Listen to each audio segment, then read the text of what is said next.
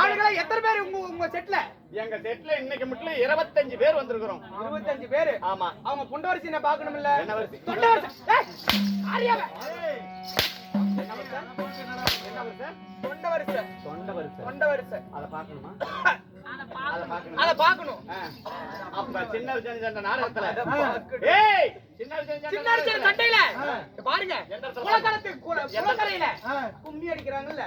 ஆமா. அந்த சீன்ல பாருங்க.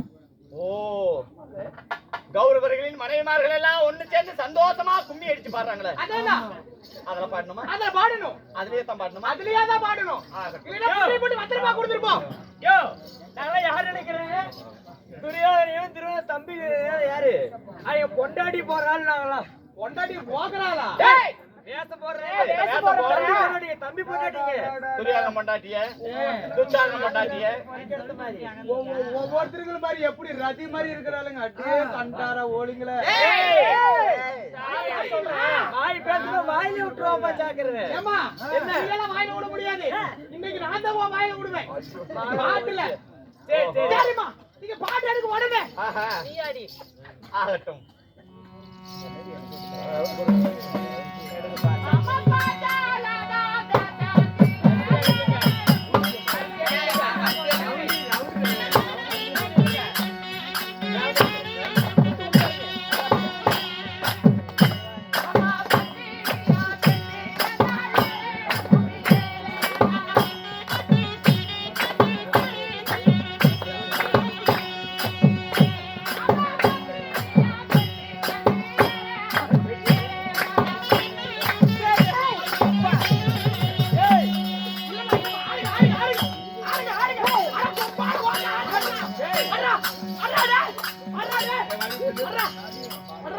என்ன பண்ணிட்டு ஏமா நானும் கும்மி அடிக்கிறேன்.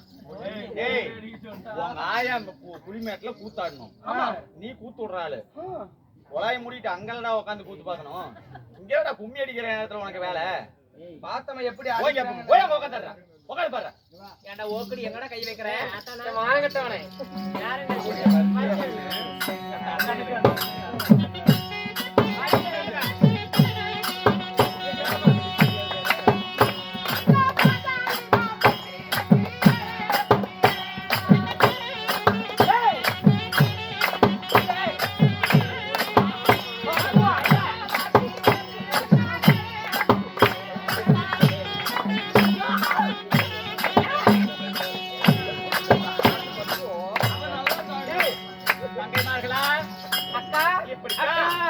பாஞ்சால தேசத்துல பாஞ்சால மன்னனாகிய துருபதே கோகிலாதேவி என்ற பெண்ணை மணந்து அவர் தன்னுடைய நண்பராக விளங்கக்கூடிய துரோணரின் சபதத்தை மீட்க வேண்டும் என்று சொல்லி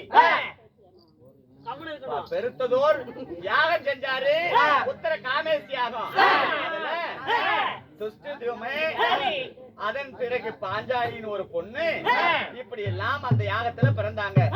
அவர் பிறந்து வளர்ந்து வரும் வேலையில அங்க என்ன நடந்தது தெரியுமா?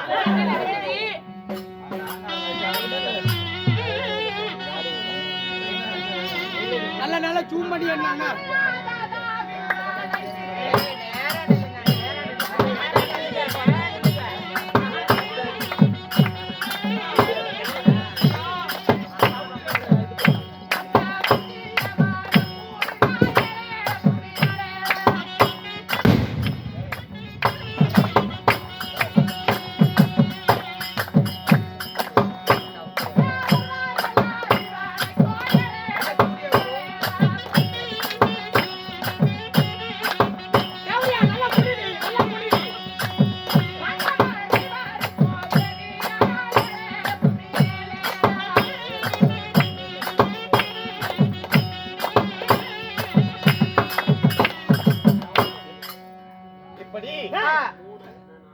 அதாவது அதன் பிறகு அதன் பிறகு வாழ்ந்து அவள் வளர்ந்து வரும் தருவாயில தனக்காக யாருக்காக படைக்கப்பட்டாலோ அந்த பாஞ்சாலி அவளுக்காக படைக்கப்பட்டவர்கள் எல்லாம் ஆண்டார்கள் என்று சொல்லி அழுது புலம்பும் வேலையில அவர்கள் முன்னே வியாச பகவான் தோன்றி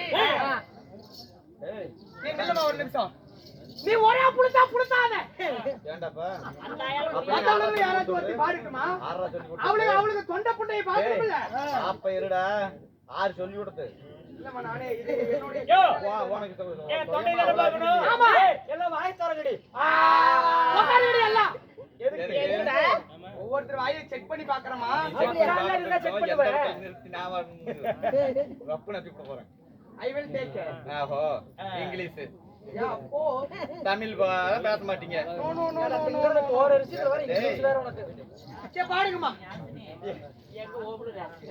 இப்படி வியாசரானவர் முன்னே தோன்றி அம்மா உனக்காக பிறந்த அந்த வில்வீரன் மாண்டிருந்தாலும் மாண்டு போகட்டும். ஒருவேளை உயிருடன் இருந்தாலும் இருக்கலாம். அதனால உன் நாட்டிலே இருக்கக்கூடிய இந்தூரம் என்று சொல்லக்கூடிய அந்த வில்லை மையமாக வைத்து சுயமரம் உண்டு செய்து அந்த சுயமரத்தில் யார் ஒருவர் அந்த சுயமரத்தில் வெற்றி பெறுகிறார்களோ அவர்களை நீ திருமணம் செய்து கொள் என்று சொல்லி பாஞ்சாலிக்கு ஆறுதல் கூறினாரா வியாசரு. அப்பேற்பட்ட வில்லை வைத்து பாஞ்சால நகரத்துல உலக 56 தேசத்திற்கும் நிகிதம் அம்மை அனுப்பி அனைத்து நாட்டு மாமன்னர்களையும் இளவரசர்களையும் வரவழைத்து சுயவரத்தினை நடத்தி அந்த சுயவரத்துல எந்த நாட்டு மன்னர்களும் இளவரசர்களும் அந்த விளையாத வில்லினை வளைக்க முடியல. ஆமா சரி சரி. அங்க இருந்த பிராமணர் ஒருவர் இருந்து வந்தார். சுயவரத்தில் இருக்கக்கூடிய வில்லினை எடுத்தார், கொடுத்தார், அம்பை பூட்டினார்.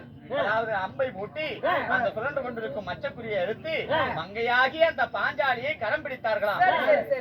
அவள் ஒருவன் கரம் பிடித்து கூட்டிட்டு போக அவங்க உடன் பிறந்த 4 பேரு மொத்தம் அவரோட சேர்த்து 5 பேரு. இப்படி 5 அவ ஒன்றியே மாலையிட்டு ஒருவளே மனைவி ஆனாலாம். அப்பேற்பட்டவளை இந்த நாட்டுல இருக்கிறவங்க பத்தினின்னு சொல்லிட்டு இருக்கிறாங்க. அவளை வந்து பத்தினின்னு சொல்லிட்டு இருக்கிறாங்களா. அதுக்கு மேல கொண்டு போய் இந்திர பிரசவத்துல அவங்க எல்லாம் வாழ்ந்திருக்கிற வேலையில அப்ப என் புருஷன் என்ன பண்ணாரு?